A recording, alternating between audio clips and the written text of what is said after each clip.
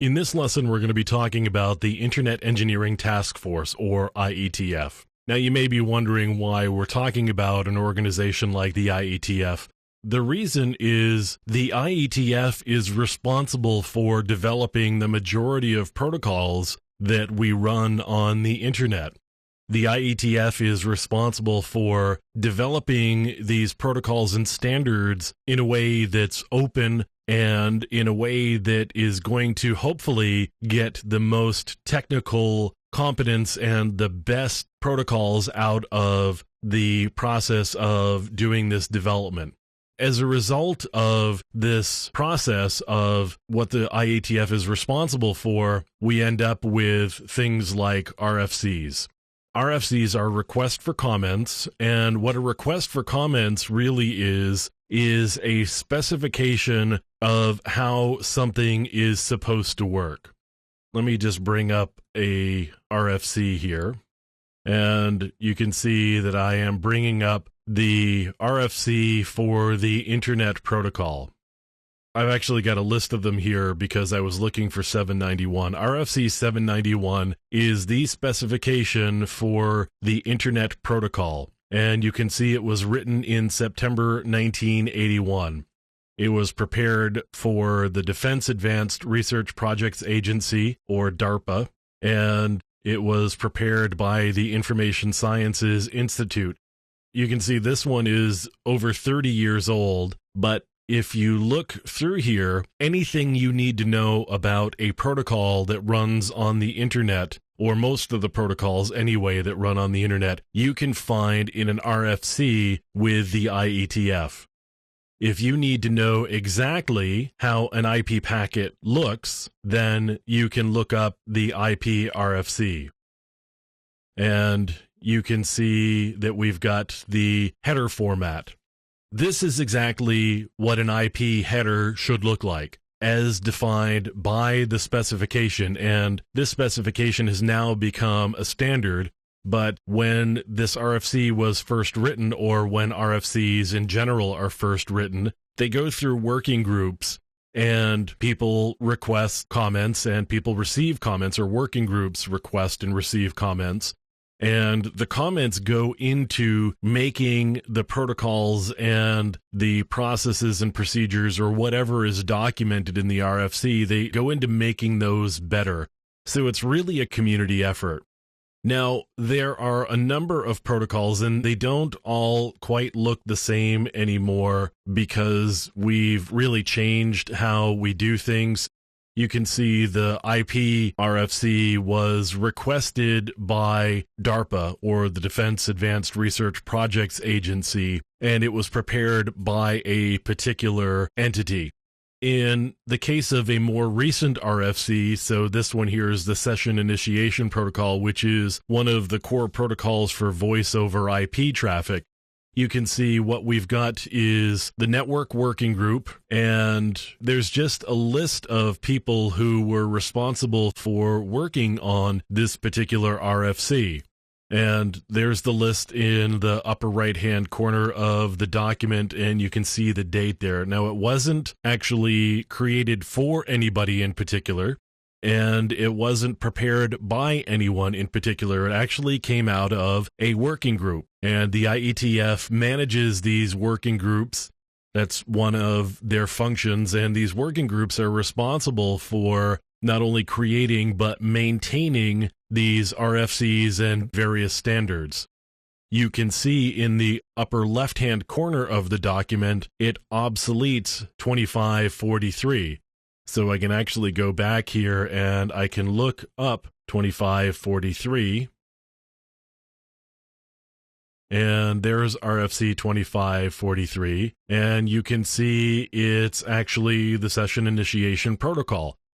So what they did was they created another version of SIP and created a whole new RFC in order to manage that process of creating this new protocol, or the new version of this protocol. And you can see the list here in the upper right-hand corner again, and there's a couple of names that are actually the same as those who were responsible for creating SIP version 2. again, that's another thing that the IETF is responsible for. They're responsible for maintaining these standards tracks and also maintaining whether protocols obsolete other protocols or whether they've superseded them or deprecated them. They are responsible for maintaining the consistency of all of these protocols so that when you are looking for the most recent one, you're not going to get confused by, oh, I've got a version, but it doesn't say it's been obsoleted. So the IETF is responsible for all of that, and they manage that. So again, we have 3261 saying that it obsoletes 2543. So we've got all of these protocols, and they're managed and maintained by the IETF. And you can see over here on the left-hand side, you can see the working groups. We've got application working groups, and you can see the different application working groups. We've got internet working groups and operations and management.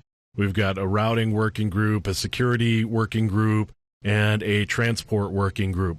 So all of these working groups meet on a regular basis. The IETF actually holds conferences on a regular basis, and these working groups get together and they define these protocols and standards by working on RFCs and drafting these documents.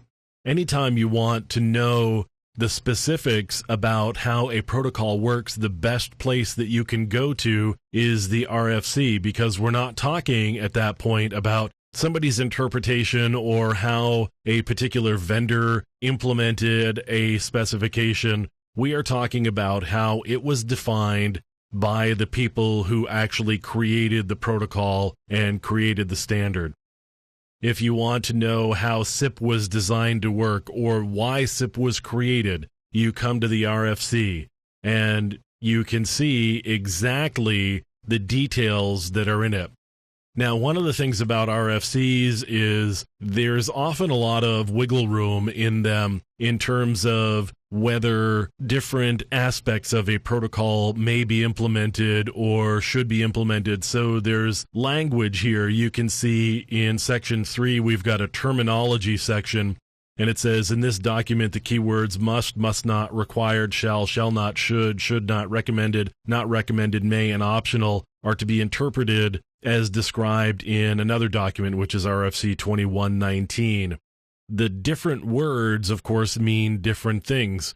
Now, something like must is an aspect of the protocol that really has to be there, whereas something like should or should not is something that may be a little bit gray, where one vendor may interpret that as, well, we really ought to do that, and another as, yeah, it just says we should do that. It doesn't mean that we're going to do that.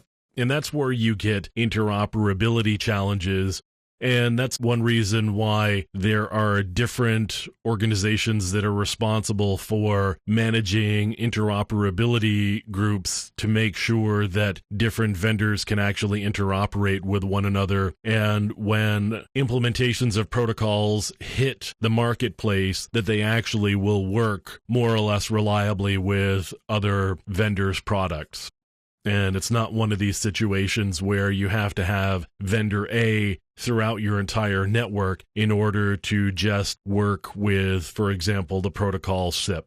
There are different vendors that will interpret these specifications a little bit differently than others, and that can lead to some nuances. But if you want to know how a protocol was designed to work and what the people who were responsible for drafting and designing that protocol were thinking about when they put it together, or how they documented it at any rate, then you really want to go to the RFC. And the place to look for RFCs is the IETF, of course, because they're responsible for doing all of the creation and maintaining. So that's the Internet Engineering Task Force.